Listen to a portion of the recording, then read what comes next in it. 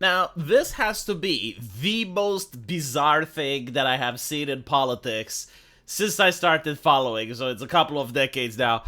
Uh, Joe Biden decided not only to wear a MAGA hat, but apparently he also decided to keep it. So let's watch the footage and then we can add some commentary to it.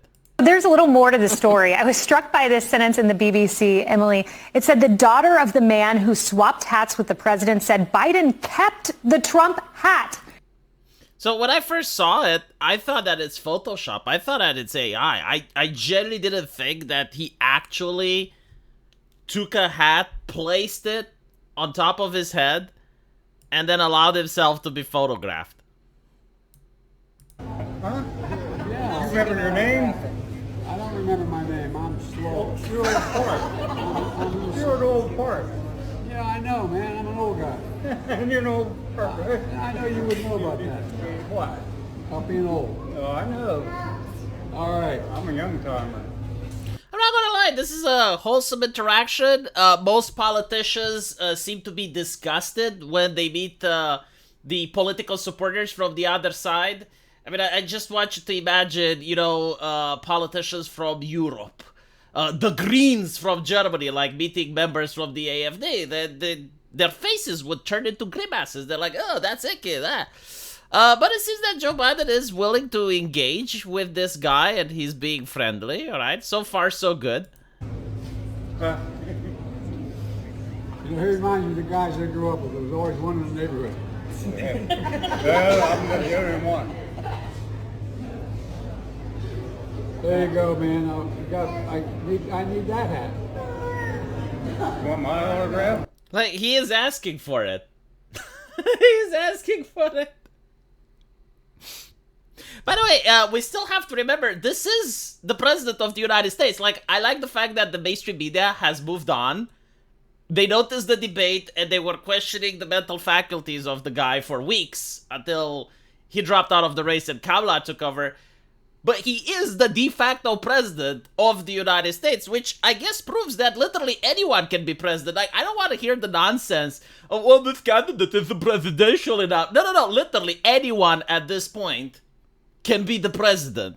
Like, after seeing these interactions, you cannot possibly convince me that the role of the US president is that important, because apparently it can be filled by anyone. Hell no. You know my name. Come on. I ain't going that far. Yeah, you said you would do a selfie. There he goes.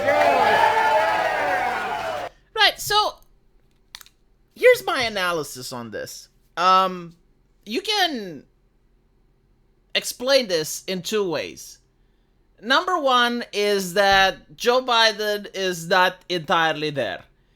And if, let's say, what people say that he is suffering from dementia, this is an illness which often has moments of lucidity. Like, you would have the patient that is suffering from this condition, not remembering where they are or not remembering who they are, depending how advanced they are in the illness.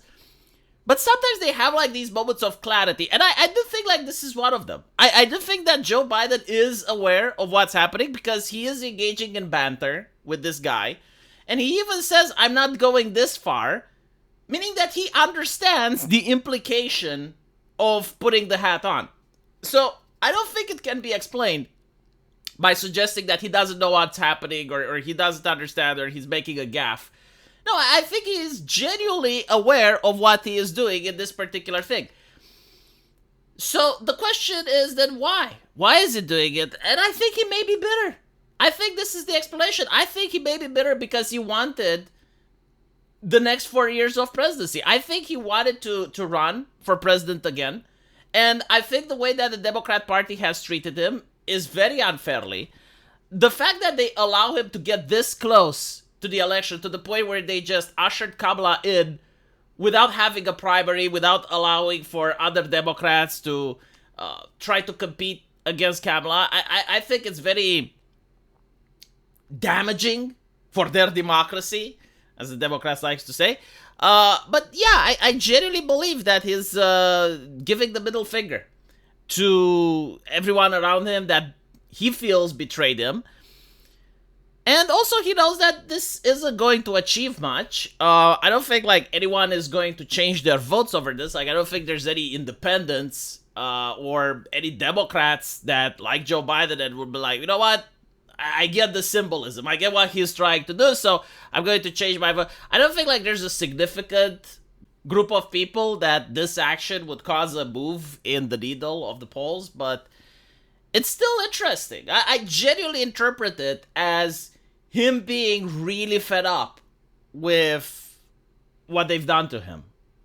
And this is not necessarily like a desperate cry for help, but a middle figure. Now, again, the reason that I'm saying this is that he kept the hat. Like, you do a joke, I get it, you know, you put it on for the cameras and then you give it back to the guy, but he actually decided to keep it, and it was revealed in another footage that he had it. I think it's when he was going up in the airplane, like, people managed to catch a photo with him holding the hat in his hand. So, yeah, I mean, he's definitely aware of what's going on and what he is doing. Now, apparently, the person that had his hat taken away got one for free from the Trump campaign. I do think that the Trump campaign may actually be using this as ammunition. The way the media is trying to spin it is that, oh, well, this is about unity. It's like, come on. There have been, like, so many other presidential elections. There have been, like, so many other things. And wearing the symbols of the person you're competing against, or, you know, in the case of Joe Biden, wearing the symbols of the person that's competing against the individual you endorsed, I've never seen this happen. I genuinely don't. And the only reason you would do something like this is that you're trying to send some sort of a message. And I honestly cannot think of a bigger middle finger than this thing. Man, wouldn't it be cool if Biden was actually young and 10 years or 20 years from now he would sit down on an interview and write all the shenanigans from behind the scenes? I would pay a lot of money to read that book. Like, that would be really interesting, to, like, see all the machinations, all the Game of Thrones that happened while he was in office. Because there were a lot of shenanigans that people overlooked. Like, for instance, the United States has a very consistent policy with China regarding Taiwan. The United States will not say whether or not they will defend Taiwan, so they're leaving it up in the air. But Joe Biden was the first one that broke the silence, and he goes like, no, we're going to defend Taiwan. And literally hours later, the White House issues a press statement that say, well, actually, the White House disagrees with Joe Biden. Like, what the fuck? Hold on a little bit. Like, what do you mean the White House disagrees? It's like, isn't Joe Biden the leader? Like, isn't it? And that wasn't the only time that happened, right? So it would be so interesting to see, like, what happens behind the scenes. Like, what are the machinations? How is this even remotely possible? That the president would make a statement and literally hours later he would be contradicted by the White House. No, I really wish he would write the book, but I definitely understand where the animosity is coming from. Let me know what you guys think, though. And as usual, I will see you in the comment section. Take care.